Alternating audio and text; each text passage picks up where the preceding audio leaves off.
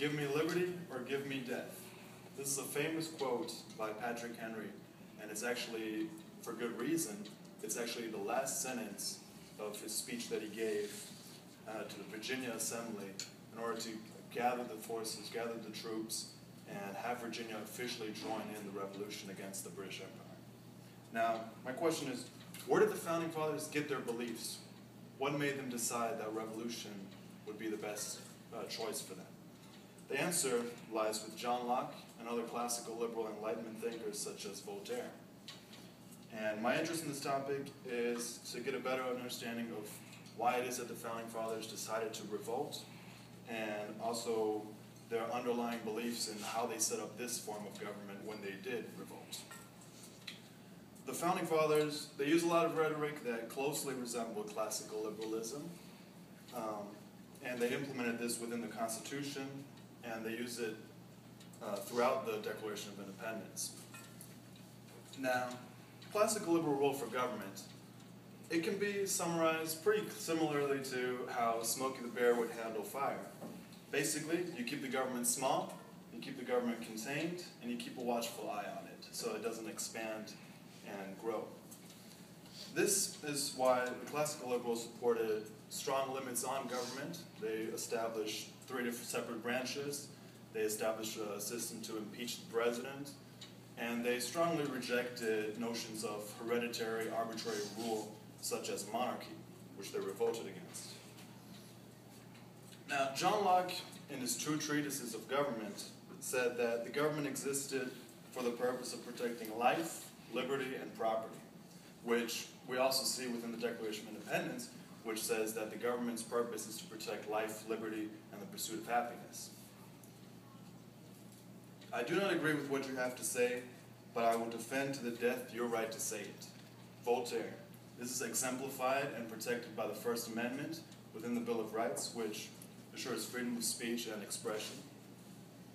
And Voltaire also supported very strongly a separation of church and state.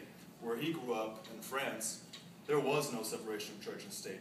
What the Catholic Church said went, and if you even criticize them, or even just look at the bishop in the wrong way, they could torture you and arrest you and even kill you, burn you alive. So, and he went to Britain, and he was very, very impressed with how it was there, because you could have completely different beliefs, and they would mostly leave you alone. So, and this is also a phrase that Thomas Jefferson said in regards to the establishment and free exercise clauses of the First Amendment. He sent it in a letter to one of his friends. Congress shall make no law respecting an establishment of religion or prohibiting the free exercise thereof, which is both of those establishment and free exercise clauses combined. Now, you might wonder, what is the difference between classical liberalism and what we consider a liberalism of today? The liberals of today have a lot of similarities, and they indeed have their roots within classical liberalism, as do conservatives of today, but there are clear differences. However, before we get to the differences, it's important to note that both of them could be considered the reformers of their day. They both wanted to change society substantially from how it was then and how it is now. Now, modern liberalism, it began with the progressive movement, Teddy Roosevelt, and especially with Woodrow Wilson, and it was expanded upon by FDR and LBJ.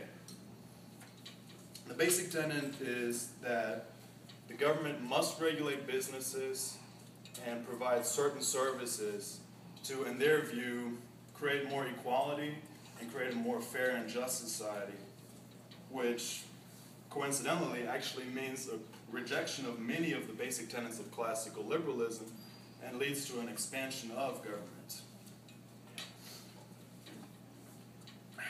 Classical liberalism, it influenced the founders and modern liberalism. However, the classical liberals always warned of an expansion of government.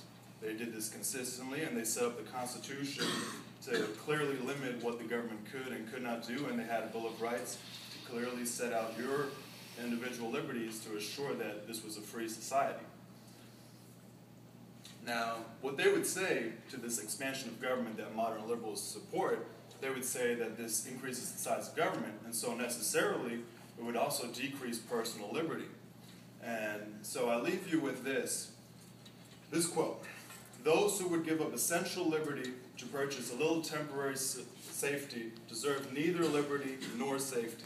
Benjamin Franklin.